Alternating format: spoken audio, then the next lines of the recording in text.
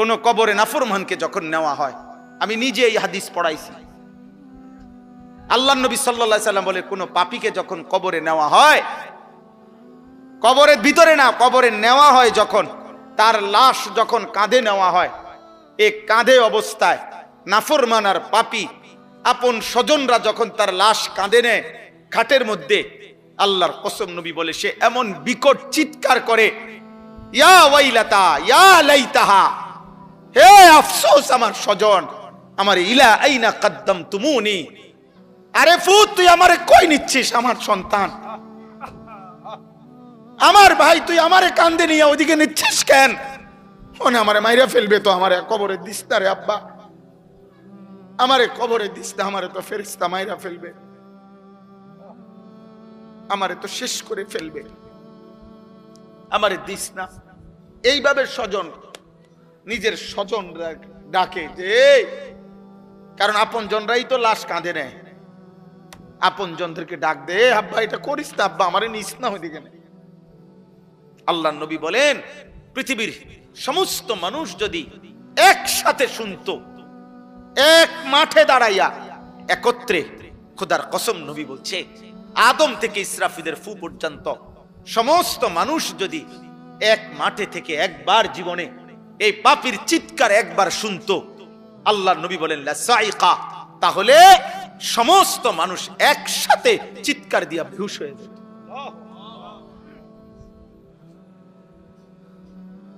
তোমরা মস্কারি মনে করছো, শেষ পর্যন্ত দিন শেষে মিলাইয়া দেখো অর্জন তো কিছুই নাই।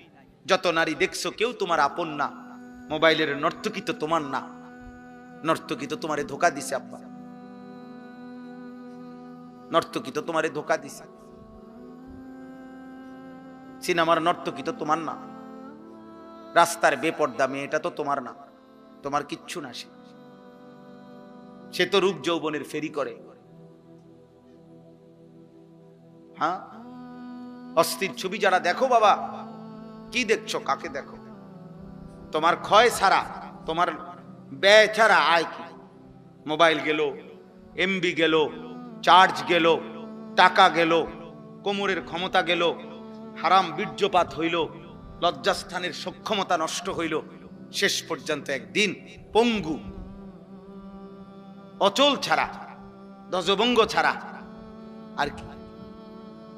আমি খোলামেলা বললাম, কত শত যুবক, কয় শ, আমি চ্যালেঞ্জ করলাম, তুমি শুনবা, আমার কাছে আছে, আমার কাছে হোয়াটসঅ্যাপে জমা আছে, এমন শত শত বাংলাদেশের ছেলে, তাগরা জোয়ান ছেলে, পৃথিবী জানে এমন জোয়ান ছেলে সুন্দর, কিন্তু নারী দেখতে দেখতে, অশ্লীল ছবি দেখতে দেখতে যাদের পুরুষত্ব নাই, যৌবনের সক্ষমতা নাই, এই হাইওয়ান অশ্লীল আর উলঙ্গ ছবির পাল্লায় পড়ে ভিতরের জীবন শেষ। তার আখেরাত তো নাই, আখেরাত তো পরের খবর, এটা তো নাই কিছু, দুনিয়াও কিছু। যেই কোন মানুষ চ্যালেঞ্জ করলাম বেটা, বাংলাদেশের প্রতিদিনকার পত্রিকা, বাংলাদেশের প্রতিদিনকার চ্যানেলের খবর তোমরা প্রত্যেকেই দেখো, কি পরিমাণ পরকীয়া বাংলাদেশে বেড়ে গেছে। এর কারণটা কি? কারণ এই স্বামী এই স্ত্রীতে তৃপ্ত না, এই স্ত্রী এই স্বামীতে তৃপ্ত না, আর কোনো কারণ না। কারণটা কি আব্বা? সব সব নারী দেখতে দেখতে, সব অস্থির ছবি দেখতে দেখতে, সব যৌন দৃশ্য দেখতে দেখতে টেম্পার সব শেষ। এই জন্য ওই মেয়েও, মহিলাও আরেক বেড়া খোঁজে, এই বেড়াও আরেক বেড়ি খোঁজে, কেউ কাউরি দিয়া তৃপ্তি হচ্ছে না।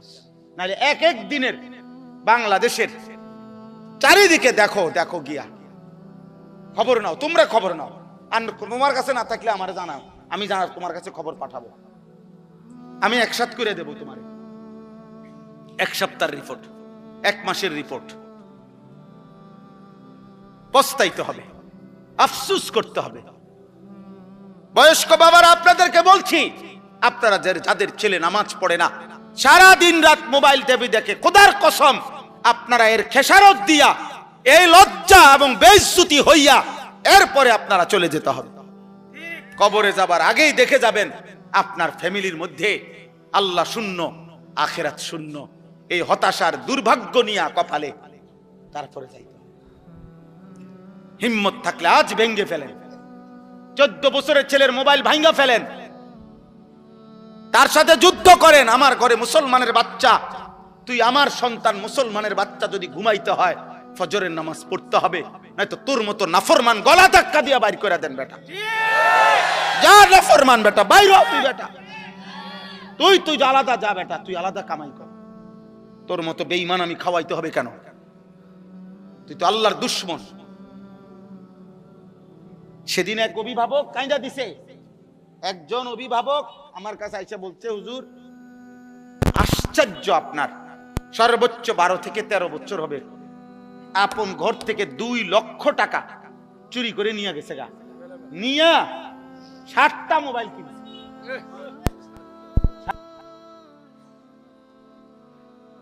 বলো আব্বা।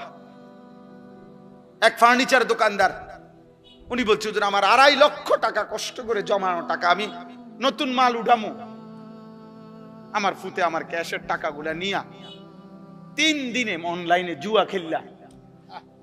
আমিও এখন কাঁদি, আমার ফুতেও কাঁদে। আমার জীবনের হুজুর আর কিছু নাই, পুঁজি নাই। আমি 2.5 লাখ টাকা, একটা গরিব মানুষের 2.5 লাখ টাকার পুঁজি কি ছোটখাটো বিষয়?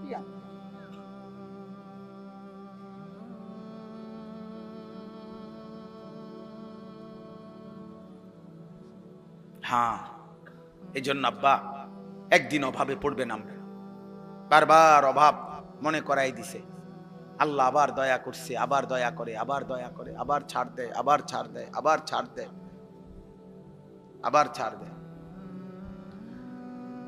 শুধু একটা মাত্র বিষয়, তেল একটু ঘাটতি, জনজীবনের কি অবস্থা, মানুষের উপার্জনের কি অবস্থা বলেন? কত মানুষের উপার্জন, আমি তো প্রায় বলছি যে কত ভাবছি, ঢাকা শহরে হাজার হাজার ছেলে এখন ইদানিং কালে যারা মোটরসাইকেল দিয়া উপার্জন করে প্রতিদিন, মানে মোটরসাইকেল দিয়ে তাদের কামাই, হ্যাঁ ওভার পাঠাও এগুলা দিয়া, তাইলে এই ছেলেগুলোর ফ্যামিলি চলে, বউ বাচ্চা চলে। অনেকে আশা ভরসা করে শহরে বাসা লইছে, ছোট্ট বউ বাচ্চা নিয়ে চলতেছে, এই ছোট ইনকামটা দিয়া মার মুখে হাসি ফুটে। তাহলে এরা যদি 15 দিন তেল না পায়, তার ফ্যামিলি চলবে কিভাবে? আর আমাদের ছেলে পেলেদের চেহারা দেখলে বোঝা যায় অসভ্য, এমন অসভ্য যে পৃথিবীতে দুর্ভিক্ষ আসুক, মহামারী আসুক, আমার উপরে যদি আসমানও ভাঙ্গা পড়ে হুজুর, আমি আমার নারী নর্তকী মোবাইল ছবি দেখা থেকে 1 সুতা নড়ব না। আল্লাহরে বলেন আপনারা হুজুররা যদি বলিয়া আল্লাহরে আমগো মাথার উপরেও যদি আযাব দেয়, আমি আল্লাহরে সেজদা দেব না, দেবই না। আপনি আরো কইলো দিতাম, আমি নামাজ পড়তাম না, সাফ কথা। এই হলো তোমাদের অধিকাংশ ছেলে কলিজার ভিতরে, তোমরা এমন শক্ত অবস্থান নিয়ে নিচ্ছ, মানে আল্লাহর সাথে, যে আল্লাহকে চ্যালেঞ্জ ঘোষণা করে দিলা আর কি, যে আপনারে দেখায় দেব, সেজদা আপনাকে দেব না, আপনি কি করতে পারেন?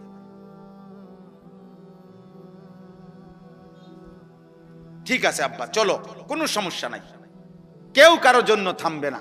এই পৃথিবীতে এর চাইতে বড় বড় পাপীরা ধ্বংস হয়েছে না?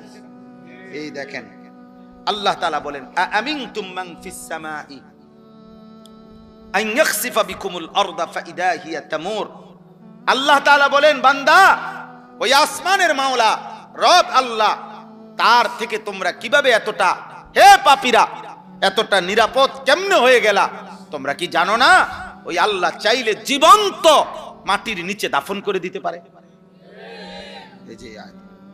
তখন তো তোমাদের মতো নাফরমানকে মাটির নিচে নিয়া মাটি কাঁপতে থাকবে। এই পৃথিবীতে কোন পাপীকে আল্লাহ তাআলা মাটির নিচে দাফন করছেন? জীবন্ত করছেন না? হ্যাঁ, 2 জন, একটা ব্যক্তিকে, একটি জাতিকে। কারুনকে আল্লাহ তাআলা জীবন্ত মাটির নিচে দাফন করে দিয়েছে। 2 নাম্বার হলো কওমে লূতকে, লূত আলাইহিস সালামের জাতি ঘুমন্ত ছিল, নাফরমান জাতিকে আল্লাহ তাআলা জীবন্ত জমিনের নিচের মাটি উপরে উঠাইয়া উপরের মাটি নিচে দিয়া সমান করে দিয়েছে। আম আমিনতুম মান ফিস সামাই আন ইউরসিলা আলাইকুম হাসিবা।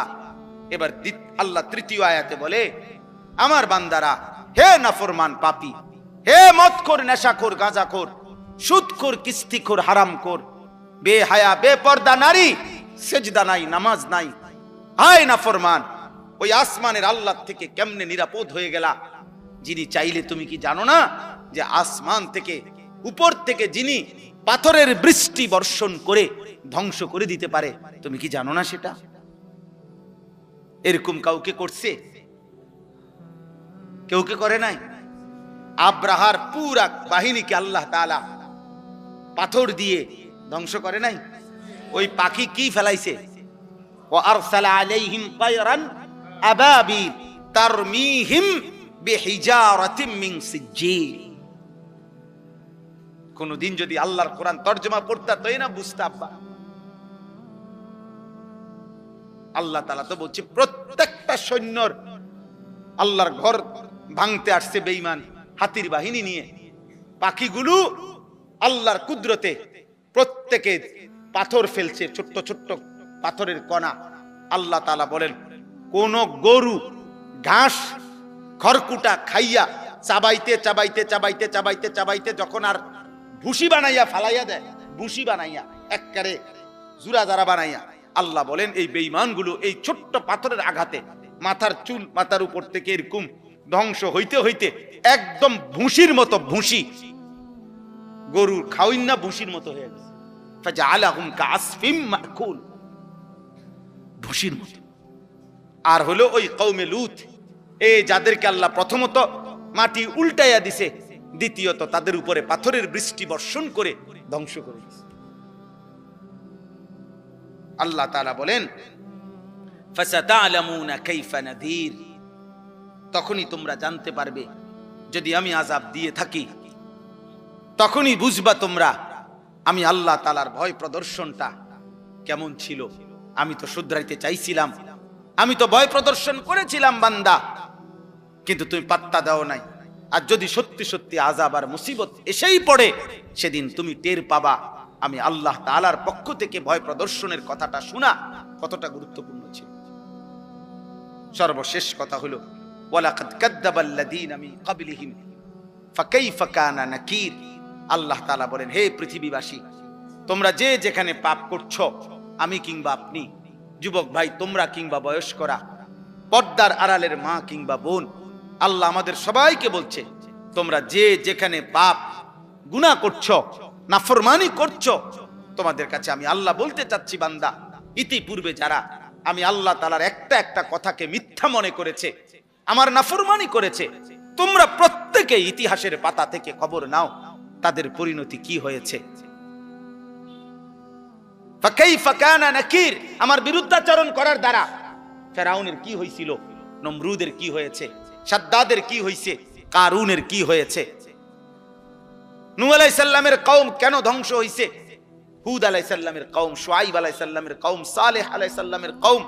আল্লাহ বলেন, এভাবে একবার দুইবার না তো বান্দা, এই পৃথিবীতে তো আমি বারবার বারবার বারবার বারবার বারবার দেখাইছি, বারবার দেখাইছি পাপীর পরিণতি কি হয়েছে।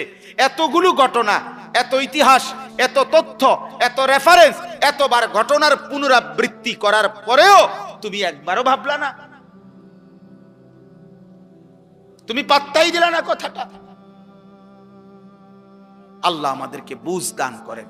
অতএব আজকে সমস্ত কিশোর যুবক ছেলে বাবা সবার কাছে আমার অনুরোধ, প্রিয় ভাই, পৃথিবীর অবস্থা এ দেখবা একবার লাগে একবার ছোটে, যুদ্ধ একবার বাঁধে আবার ছোটে, কিন্তু এই সব কিছু এটাই ভবিষ্যৎবাণী করে যে অচিরেই সারা পৃথিবীব্যাপী তীব্র ক্ষুধা, দারিদ্র, অভাব এবং সারা বিশ্ব এই যুদ্ধের প্রভাবে প্রভাবিত হবে। এভাবেই প্রত্যেকে নিয়ম হলো, রাসূলুল্লাহ সাল্লাল্লাহু আলাইহি সাল্লাম হাদিসে স্পষ্ট বলছে, ফিতনার জামানায় যে ফিতনার দিকে উকি দিবে, নবীজি বলছে মানে উকি দিয়ে কি তৈছে রে সাই, আল্লাহ রাসূল বলছে উকি দিলেও ফিতনাই ওই ব্যক্তিকে টেনে ফিতনার মধ্যে জড়ায়। উনি গেছিল এমনি কি তৈছে, এই বেটা তুই কি তৈছে কিতা পারে না তোর কি, আর কি তো আমনে সেতেন কা, আমি আপনাদের কইলাম কত কথাটা না জিগাইলাম কি তৈছে, আমি এই লাগিয়া গেল মানে এরো ঢুকাই দিল, বুঝেন না কথাটা। এবারে উনি গেছে, হ্যাঁ এবারে উনি গেছে আও কিছে, এবারে উনার মানে উকি দিছে, উনি শুধু ঘটনাটা শুনতে চাইছে, উনারও কি করে দিছে লাগে লাগাই। আল্লাহ রাসূল এটা বলেছে, ফিতনার জামানায় কেউ যদি ফিতনার দিকে উকিও দেয় তো ফিতনা তাকে টেনে কি করে লাইব, ভিতরে ঢুকাই দিবে। নবীজি সাল্লাল্লাহু আলাইহি সাল্লাম বলছেন, কিছু মানুষের অন্তর থাকে উল্টানো কলসির মতো। এটা বিশুদ্ধ হাদিস।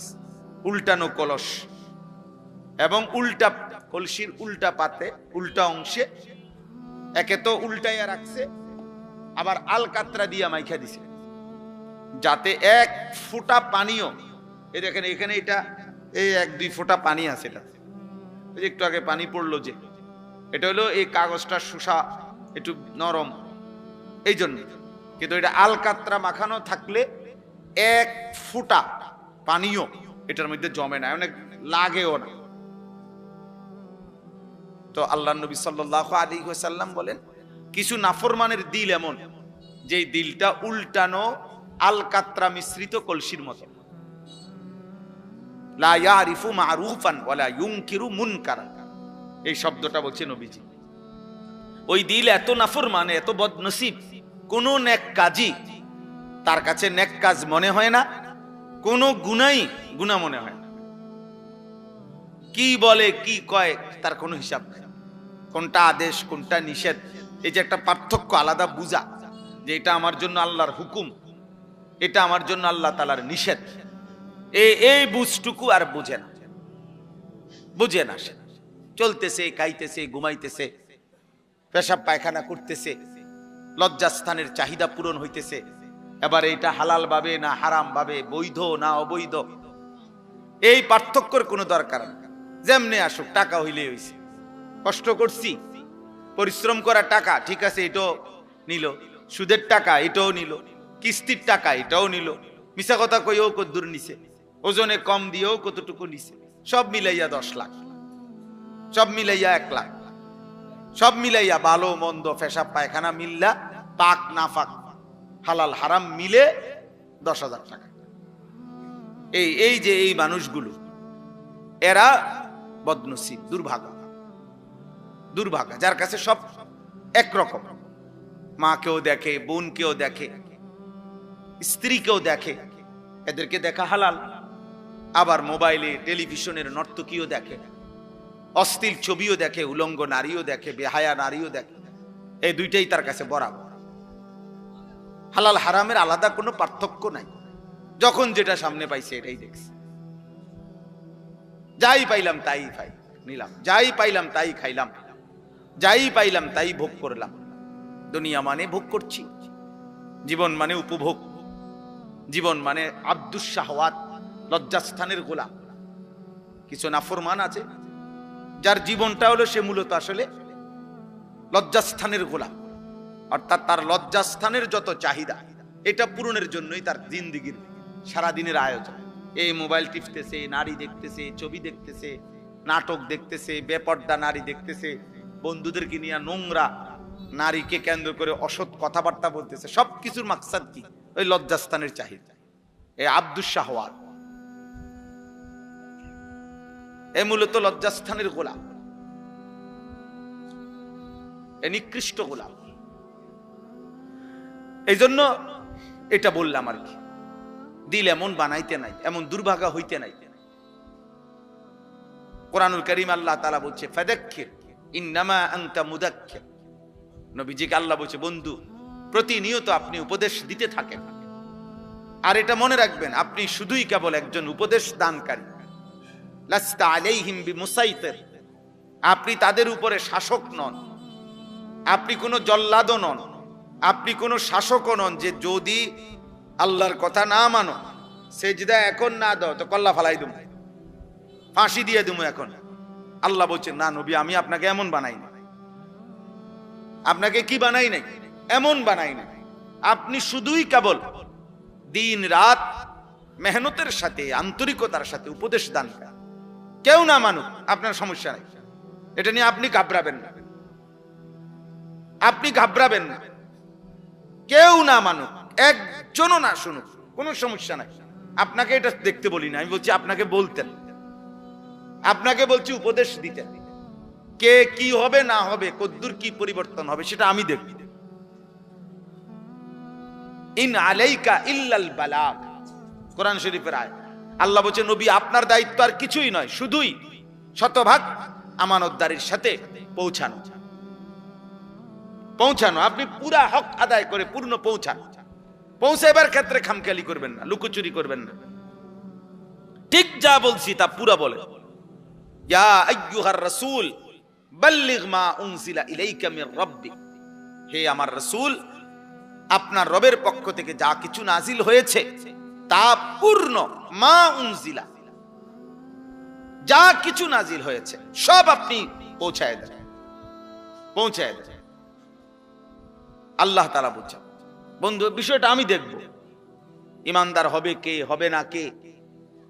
কাউকে আপনি 30 বছর বললেও ইমান আনবে না, কাউরে একবার বললেও ইমান আনবে, এটা আমার ফয়সালা। আবু তালেব নবীজি সাল্লাল্লাহু আলাইহি সাল্লামের খেদমত করছে, আবু তালেব নবীজির চাচা, 38 বছর, 38 বছর একটা,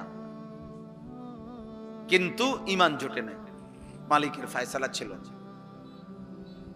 আবু বকর সিদ্দিক রাদিয়াল্লাহু তাআলা আনহুকে শুধু একবার নবীজি বলছে, প্রথমবার বলাতেই উনি কালেমা পড়ে মুসলমান হয়েছে, দ্বিতীয়বার বলে নাই, আর একবারই বলছে, একবারই সই, একবারই তিনি ঈমানদার হয়েছে। তাহলে ফয়সালা আসলে কার? কেউ 38 বছর খেদমত করলো নবীজির, আল্লাহ ঈমান দিল না, আর ওই আরেকজন তরবারি নিয়ে যাইতেছে, হত্যা করবে নবীকে, আল্লাহ বলছে আমি হেরে ঈমান দিলাম। আরে কি কর, ওমরকে কেন ঈমান দিলেন? ওমর কি তখন যাচ্ছিলেন নবী সাল্লাল্লাহু আলাইহি সাল্লামকে হত্যা করার জন্য না? তো আল্লাহর ইচ্ছা হইছে, নাহলে এই অবস্থায় বুঝি ঈমান দেয়। আর ওই বেটা এত খেদমত করে ঈমান পাইল না, বিষয়টা কি? সব আল্লাহর ফয়সালা।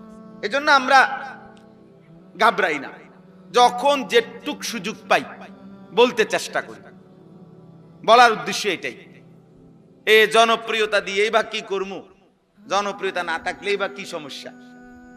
আমি আজকে আলহামদুলিল্লাহ মনে করেন আল্লাহর দয়ায় 22 বছর হয় ওয়াজের বয়ান করি, আল্লাহর রহম। তো আমি তো 22 বছর ধরে এই এত পরিচিতি ছিল না, বুঝেন নাই কথাটা? আজ থেকে 20 বছর আগে যারা ওয়াজ শুনছে তারা তো আমার নামও জানে না, তা আমি তো এই সময় ওয়াজ করছি। তো আমি তো ওই সময় ভাত তরকারি খাইছি, 3 বেলায় খানা খাইতাম।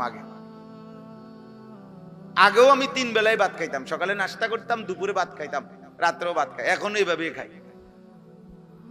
বুঝছে? আগেও খাটে ঘুমাইতাম, তাইলে কিচ্ছু আসে যায় না।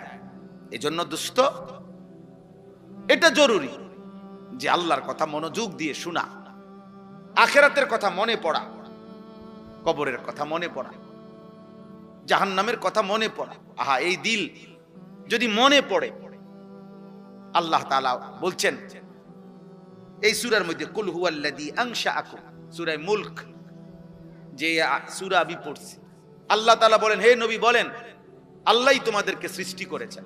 ওয়া জাআলা লাকুমুস সামআ ওয়াল আবসারা ওয়াল আফইদা, তোমাদের কান, তোমাদের চোখ এবং তোমাদের দিল আল্লাহই দিয়েছেন, আল্লাহই দিয়েছেন।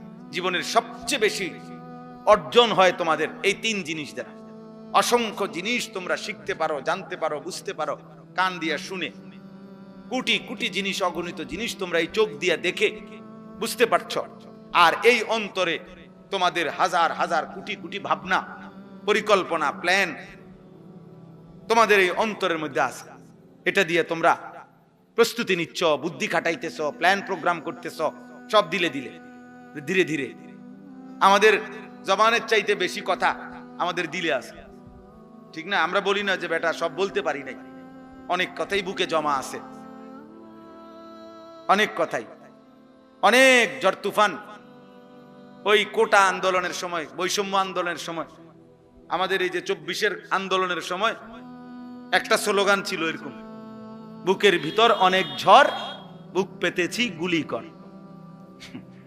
তার মানে আমাদের অনেক ব্যথা আছে কলিজায়। ওই ছেলেরা এটা বুঝাইতে চায় আমরা দীর্ঘদিন যাবৎ বৈষম্যের শিকার, জুলুমের শিকার। আর এই মজলুমরা সব একত্র হওয়াতে জালেম ভাগতে হয়েছে। হ্যাঁ, বাস্তব, এটাই সহজ হিসাব। অনেক মজলুম একসাথে হয়ে গেছে, ফলে জালেম চলে যেতে হয়েছে। এটাই বাস্তব। এই প্রতিবারই ইতিহাস এভাবে ঘুরে ঘুরে আসে। যখনই জালেম সীমা লঙ্ঘন করে, মজলুমের আহাজারিতে জালেম ধ্বংস হয়েছে। সময় নেয় আর কি, কখনো কারো জন্য 20 বছর, কারো জন্য 200 বছর, কারো বেলায় 40 বছর, কারো বেলায় 400 বছর সময় নেয়। এতটুকু সময়ের ব্যবধান হয়, কিন্তু জুলুমের ধ্বংসই হয়। জুলুমের কি হয়? পাপী লজ্জিতই হয়, নাফরমান ঘৃণিতই হয়, সময়ে ব্যবধান হয়। আজকে হয়তো তোমার ব্যাপারে কেউ টের পায় না, বাকি টের পাবেই। তোমার অসভ্যতা, চরিত্রহীনতা টের পাবে। অফিকা উয়ুবুন ওয়ালিন্নাসি আয়ুন, আরবি ভাষার একটা প্রবাদে, আরবি ভাষায় বলে তোমারও দোষ আছে, মানুষেরও চোখ আছে। বলে যে মনে রাখো, তোমারও দোষ আছে, মানুষেরও কি আছে? হ্যাঁ, মানুষ ঠিকই দেখে, মানুষ ঠিকই মন্তব্য করে, মানুষ যা বুঝার সব বুঝে, কে বেয়াদব কে মুআদ্দাব সবই বোঝে। মানুষ জুনায়েদ বাগদাদির চোর কয় না, চোরের জুনায়েদ বাগদাদি কয় না। তাহলে কাজে তুমি লম্পট নারী দেখবা, ছবি দেখবা, মোবাইলে অস্থির দৃশ্য দেখবা, আর মানুষ তোমাকে ভদ্র বলবে না। মানুষ কি চিরা খায় নাকি? মানুষ কি 3 বেলা চিরা খায় নাকি? মানুষ বুঝবে না। অতএব এটা জরুরি ভাই, সবার কাছে বলি, জীবনটা সুন্দর করা। আমি তাড়াহুড়ার জন্য চেষ্টা করি। মাওলানা সাহেব আরো কি বলতে চাইছে, হয়তো আরো একটু কিছু বলবে আমগো কথা, আমি এই জন্য বলতেও দেই না, হাত দিয়ে থামাই দিছি। বাকি কোরআনুল কালাম তেলাওয়াত তো শোনা দরকার। এই জন্য আবার কোরআন তেলাওয়াতের সময় উনি মাইক দিতে চাইছে, ওনারা আবার দমক দিছে যে ভাই তো কোরআনুল কারীম তেলাওয়াত এ তো অনেক দাম, উনি যদি 1 ঘন্টাও তেলাওয়াত করে ওইটার দাম বেশি। আমার মতো 1 কোটি বক্তা কোরআনুল কারীমের তেলাওয়াতের সামনে 2 পয়সারও বেল নেই। কথা বুঝেন নাই? এজন্য ওইটা থামানোর কোনো সুযোগ নাই। তো আল্লাহর কোরআন, কোরআনুল কারীম তো সবচেয়ে শ্রেষ্ঠ। নবী সাল্লাল্লাহু আলাইহি সাল্লাম এক সাহাবীকে বলছেন, হযরত উসাইদ ইবনে হুযায়র রাদিয়াল্লাহু তাআলা আনহু, ওনাকে বলছেন নবীজি, ওয়ালাউ ক্বারা'তা লা আসবাহতা ইয়ারাহান নাস। মানে এক সাহাবী শেষ রাত্রে ওনার ছোট্ট ঘরে, কুড়ে ঘরে আল্লাহর কোরআন তেলাওয়াত করতেছিলেন, তাহাজ্জুদ নামাজ। তো কোটি কোটি ফেরেশতা ওনার ঘরের উঠানে, এরকম উঠানের মধ্যে পুরা উঠানটা আলোকিত করে অন্ধকারকে ফেরেশতারা নামছে আসছে আল্লাহর কোরআন শুনতে। তো উনি ওনার ঘোড়াটাকে বাইরে নিয়ে বান দিতে গেছে, গিয়া দেখে ওনার উঠানটা আলোয় আলোকিত, চারিদিকে অন্যান্য সব জায়গায় অন্ধকার, কিন্তু ওনার উঠান যেটুকু এটুকু আলো আর আলো, অগণিত আলো।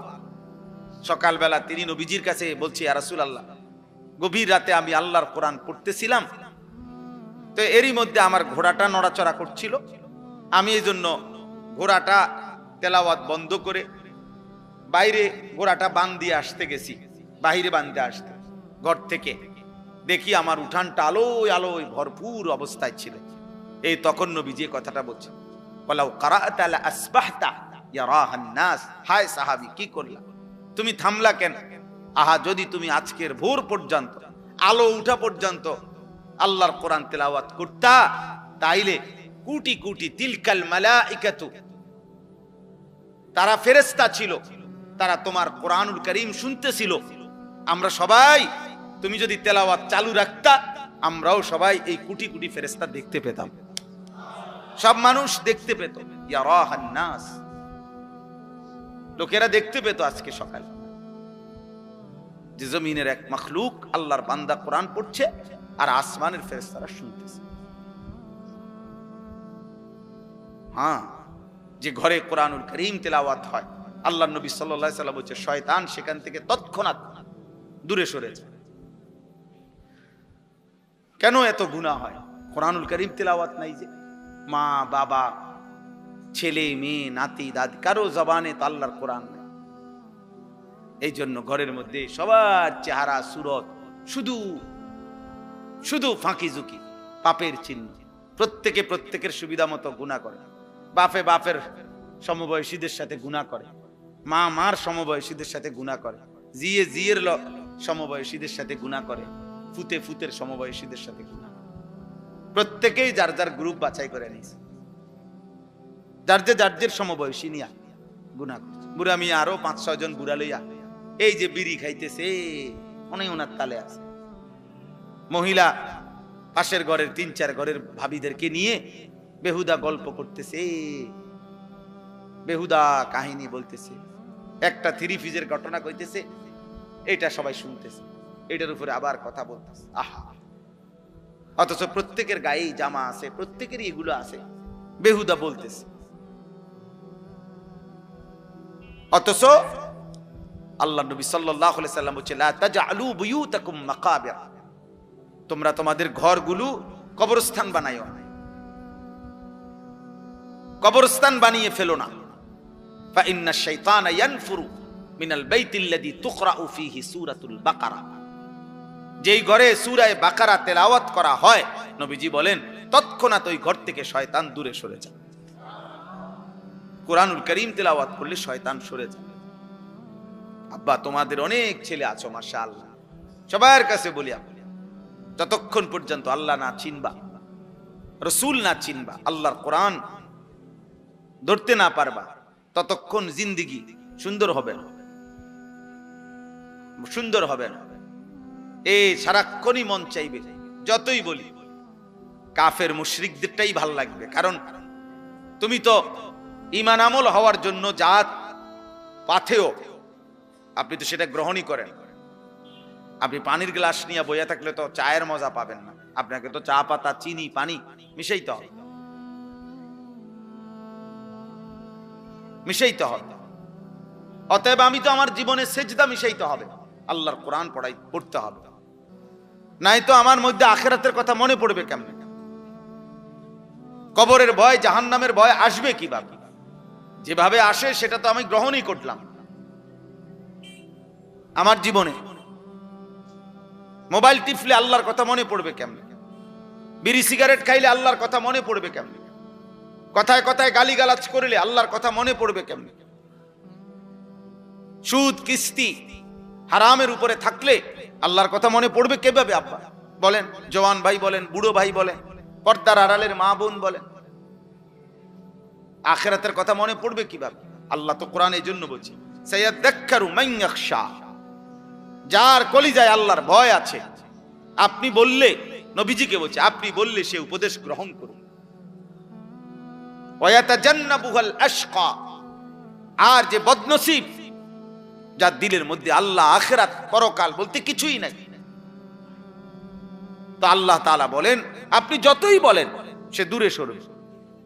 আমি এতটুকু কথা প্রথম মনে করাইলাম, আমাদের প্রত্যেকের আন্তরিকতা থাকা দরকার। এই ওয়াজ না, শুধু সব সময় আল্লাহর কথার প্রতি, কোরআনের প্রতি মনোযোগ না থাকলে, আগ্রহ না থাকলে, দিল না থাকলে দোস্ত হবে না। ইন্না ফি যালিকা লাযিকরা লিমান কানা লাহু কলবুন আও আলকাস সামআ ওয়া হুয়া শাহীদ। আল্লাহ তাআলা বলে, নিশ্চয়ই এই কোরআনের মধ্যে তার জন্য উপদেশ রয়েছে যে 3 জিনিস একত্র করে, অন্তর, কান এবং চোখ। শাহীদ মানে উপস্থিত, যে সশরীরে উপস্থিত, তো উপস্থিত মানে যে 4 চোখ খোলা সামনে। আল্লাহ তাআলা বলেন দিল মানে অন্তর, কান এবং চোখ, এই 3 জিনিস যে একত্র করবে আমার কোরআন, তার জন্য উপদেশ আছে, তার জন্য উপদেশ আছে। কোরআনুল কারীম, কোরআন সুন্নাহর ইলম, আমরা ছোটবেলায় মাদ্রাসায় পড়ছি, জু গায়রাতিন, খুব আত্মসম্মানওয়ালা, হয়তো বাংলা অঙ্ক ইংরেজি বইয়ের মতো না পড়া। কোরআন সুন্নাহর ইলম জানতেন কারো কাছে ধরা দেয় না, জানতেন কারো কাছে ধরা দেয়। লা ইউতিকা বা'দাহু হাত্তা তু'তিয়াহু কুল্লাক। আমরা ছোটবেলায়, এটা আরবি ভাষার গুরুত্বপূর্ণ কিতাবের কথা, যে তুমি যদি কোরআন সুন্নাহর ইলমের জন্য নিজেকে পুরা সঁপে দাও, উৎসর্গ করে দাও, বিলীন করে দাও, তাহলে ইলম তোমাকে কিছু দেবে, কোরআন সুন্নাহ কিছুটা ধরা দিবে, নিজেকে পুরা সঁপে দিবে। এই আমি এখন একটা ছোট্ট মাদ্রাসায় এশার নামাজ পড়ছি, ঢুকছি, একটা ছোট্ট একটু কথা বলছি 5 মিনিট এশার নামাজ পড়তে গিয়ে, তো এই করে এটাই বলছি শুধু এক কথা, যে আব্বা আজীবন দোয়া করবা আল্লাহ যেন তোমার মৃত্যু পর্যন্ত কোরআন সুন্নাহর ইলমের রাস্তায় রাখে। এক পড়লাম, পড়াইলাম, শিখলাম, শিখাইলাম, এমনি যেন চলে। কারণ ইলমের এই রাস্তায় মৃত্যু পর্যন্ত কেউ যদি থাকে, খোদার কসম নবীজি বলছে মৃত্যু হবেই, জান্নাত শুরু হবে। যে পথ ইলমের, কোরআন সুন্নাহর, ওই পথ জান্নাতের। ভিন্ন রাস্তা বদলাইতে হবে, এক রাস্তা, এক রাস্তা। আমি এই জন্য অনেক সময় বললাম যে মাদ্রাসা ভিত্তি দিয়েই জান্নাতের রাস্তা, জান্নাতের রাস্তা কোরআন দিয়া, মাদ্রাসার ভিতরে দিয়া, বাজারের ভিতরে দিয়া না, চা দোকানের ভিতরে দিয়া না, কোরআন সুন্নাহর যেখানে চর্চা হয় ওর ভিতরে দিয়েই কি জান্নাতের রাস্তা। এই পথেই জান্নাত। যে পথে আল্লাহ, যে পথে রাসূল, যে পথে সুন্নাহ, যে পথে কোরআন, এই পথেই জান্নাত। এজন্য দোস্ত, সহজ কথা আমরা সবাই বলি, স্পষ্ট মনে রাখবে, আমরা যারা মাদ্রাসায় পড়ছি আমাদের তো গন্তব্য আখিরাত। এই জন্য আমরা এখানের হিসাব কিতাব মিলাই না।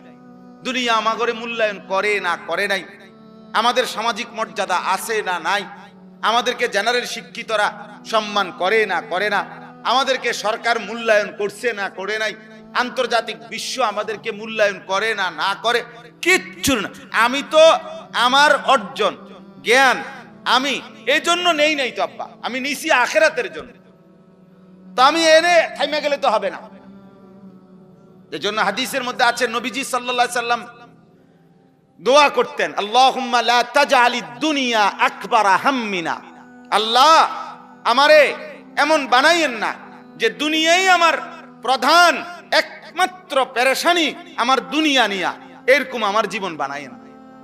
ওয়ালা মাবলাগা ইলমিনা, আল্লাহ আমার জ্ঞানের শিখার চূড়ান্ত প্রাপ্তি শুধু দুনিয়া এমন বানাইয়েন না।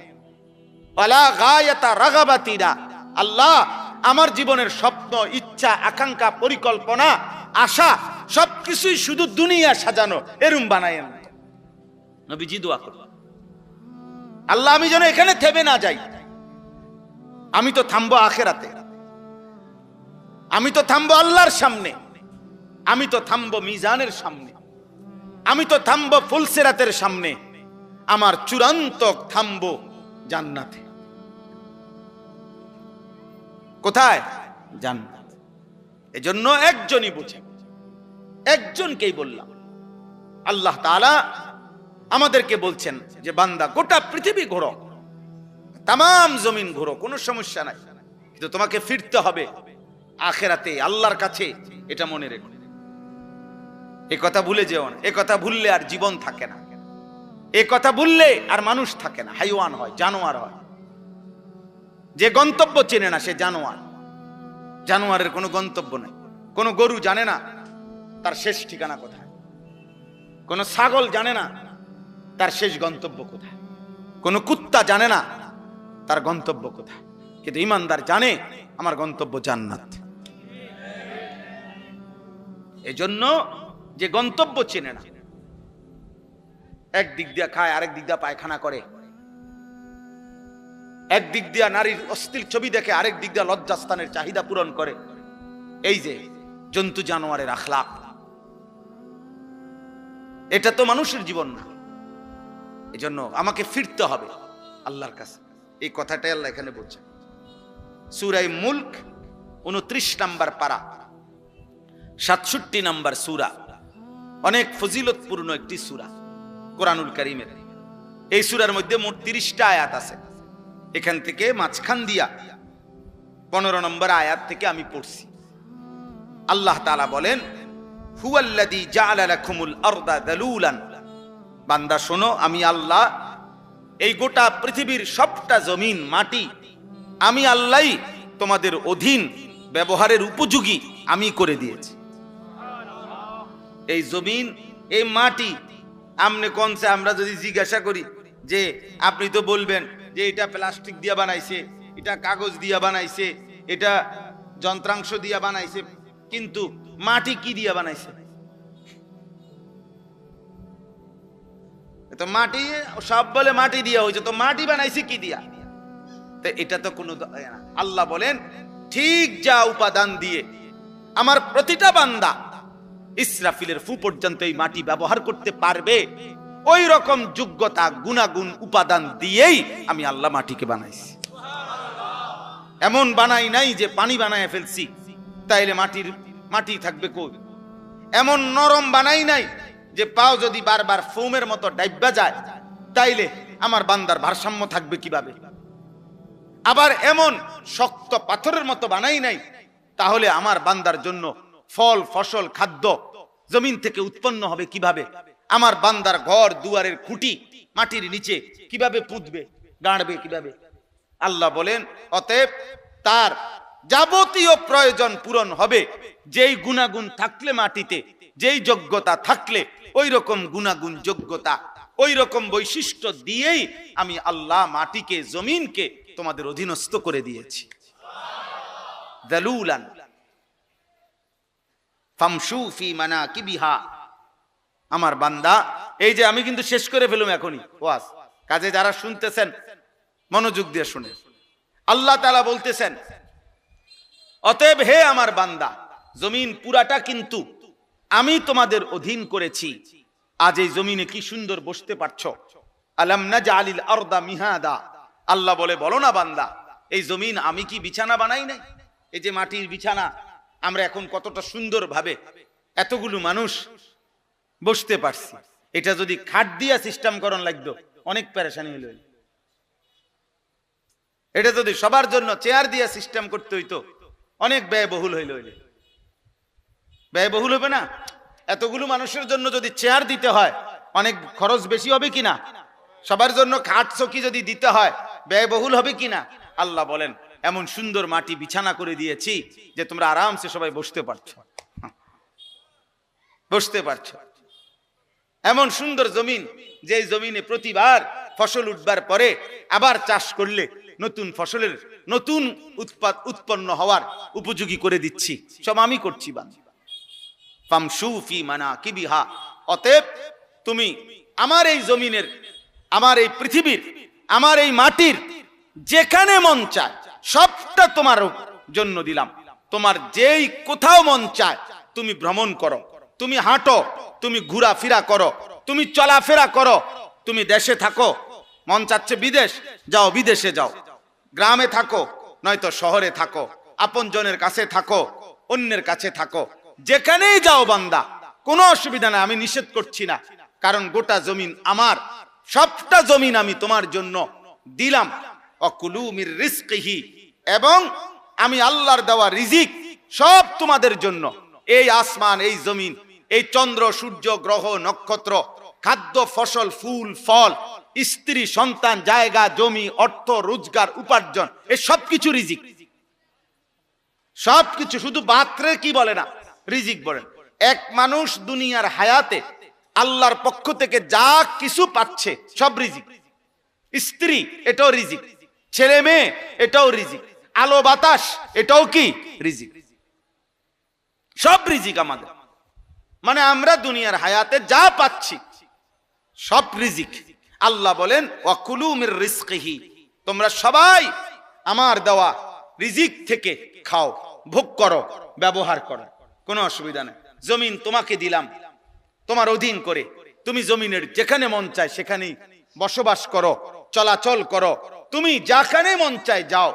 আমার দেওয়া রিজিক সব আমার রিজিক তুমি তালাশ করো, বক্ষণ করো, তোমাকে অনুমতি দিলাম। শুধু আল্লাহ বলে বান্দা তুমি খাও কিংবা ঘুমাও, হাঁটো কিংবা চলো, ঘরে কিংবা বাইরে থাকো, দেশে কিংবা বিদেশে থাকো, শহরে কিংবা গ্রামে থাকো, রাতে কিংবা দিনে থাকো, একাকী কিংবা সবার মাঝে থাকো, সর্বাবস্থায় আমার জমিনের মধ্যে থাইকা শুধু একটা কথা মনে রাখবা, ওয়া ইলাইহিন নুশুর, আমি আল্লাহর কাছে ফিরতে হবে। থাকতে থাকতে যদি 1000 বছরও থাকো তারপরও ফিরতে হবে। আমা হুয়া বিমুজাহজিহি মিনাল আযাবি আন ইউআম্মার। কোরআন কারীমে আছে প্রত্যেক পাপী নাফরমান মনে মনে কল্পনা করে, হায় যদি 1000 বছর হায়াত পাইতাম। আল্লাহ বলে আচ্ছা ধরে নাও, দিলাম, ধরে নাও তোমাকে দিলাম আমি বান্দা 1000 বছর, কিন্তু তুমি শুধু বলো তো 1000 বছর পরে হলেও তোমাকে কবর, মৃত্যু এবং নাফরমানির শাস্তি আযাব সেটার থেকে তুমি তোমাকে মুক্ত করতে পারবা কিনা, সেটার থেকে তুমি তোমাকে ফেরাইতে পারবা কিনা? পারবে? বলে আপনি এটা বলতে পারবেন নি যে হুজুর আর 5টা বছর যদি হায়াত পাই তাহলে আল্লাহর রহমতে যেমনে গুছাইতে আসি, আশা করি 5টা বছর আর সুযোগ পাইলে আজরাইলের আব্বাও আমার কাছে আসতে পারবে না, এমন ব্যবস্থাপনা আছে কি কারো কাছে? তাইলে তাইলে আমেরিকা, ইসরায়েল বহুদিন আমেরিকা যুদ্ধ লাগে না মনে করছে অনেক কিছু আছে এক কাছে, অন্ধে যে কিচ্ছু নাই, বেল নাই। হ্যাঁ, এই বুড়া শয়তান, এই দাজ্জাল, এই ফেরাউন ট্রাম্প, এই বেঈমান কাপুরুষ প্রতিদিন দিনে যাই হুমকি ধমকি দেয়, রাতে সারা পৃথিবীর সাথে যোগাযোগ করে, কেমনে থামবে? বুঝেন নাই? এজন্য এটাই বাস্তবতা। আল্লাহ তাআলা বলে বান্দা ওয়া ইলাইহিন নুশুর, শুধু এই কথা মনে রেখো তোমাকে ফিরতে হবে।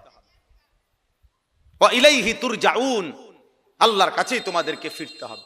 ওয়া ইলাইহি তুহশারুন, আল্লাহর কাছেই তোমাদেরকে জমা হইতে হবে, জমা হইতে হবে। ওয়া ইলাইহিল মাসির, আল্লাহর কাছেই তোমাদের প্রত্যাবর্তন।